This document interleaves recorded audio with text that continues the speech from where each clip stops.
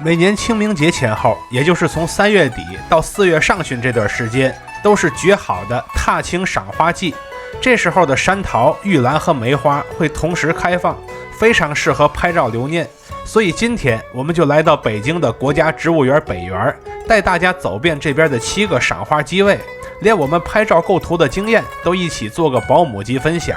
從而幫你把今年的美好春光永遠留在你的手機裡。本次同行的伙伴是新朋友紅子，他今天穿的是宋制汉服，我穿的是明制汉服。当汉服與春天的花季碰撞到一起後，你將會親眼見證那流傳千年的中式美學。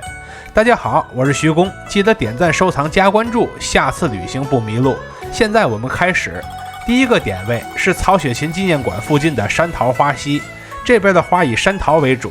它附近的那幾座橋就是絕佳的取景點位。切換到全景時發現，有些橋上有大石頭樁子，所以不要輕易開全景，而且要確保讓人擋住樁子，避免畫面雜亂。而有些橋上就沒有那麼大的樁子，這個就不用去刻意擋着了，隨便取景。溪水邊的山桃有好多種不同的顏色，拍出來各有風姿。不同的花束開花进度不同，可以挑選那些盛開的來拍，這樣會更出片。如果想讓人和樹同框，可以考慮2個人隔着樹枝，你拍我，我拍你，互相拍一個若隐若現的感觉。當時我們去的時候，有些樹上的花還是花骨朵，說明花期還能持續一段時間，希望諸位不要錯過。第二個點位是山桃花溪附近的山桃大道，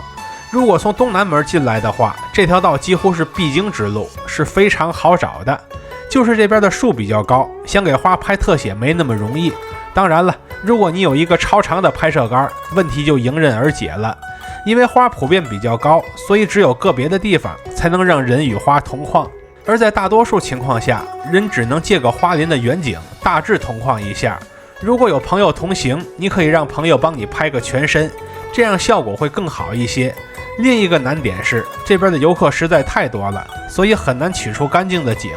不過你们拍照片不受影響，我們選用的人在大道中間的機位，你們可以直接用，然後讓 AI 去掉周圍的人，順手給你們把後期做了，豈不是很方便？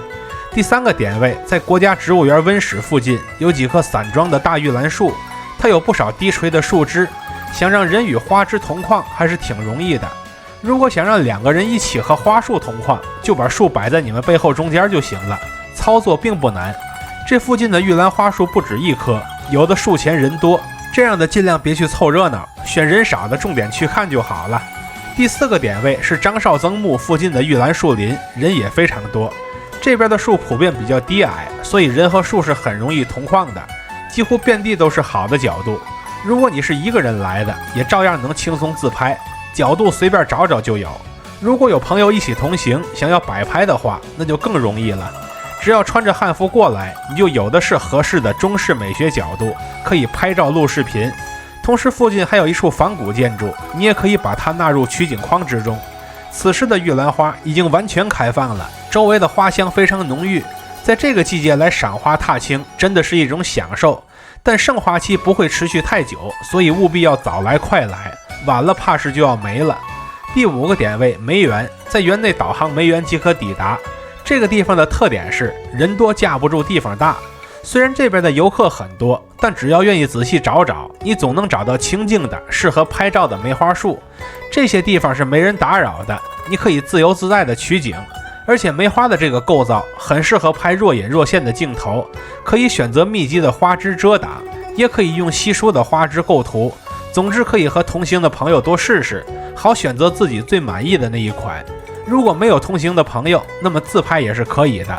我現場確認了一下，發現了不少的花骨朵存貨，看來這花期還能再持續一段時間。第6個點位是蜜蜂博物館旁邊的玉蘭園，如果你能看到一個酷似路易16的蜜蜂，那恭喜你走對了。這個位置的玉蘭花此時正在大規模的盛開着，只是這邊的玉蘭樹普遍比較高，如果你只拍攝花的話倒是沒什麼問題，但人想和它同框就難了。現場的大多數人也是以單純拍攝花朵為主，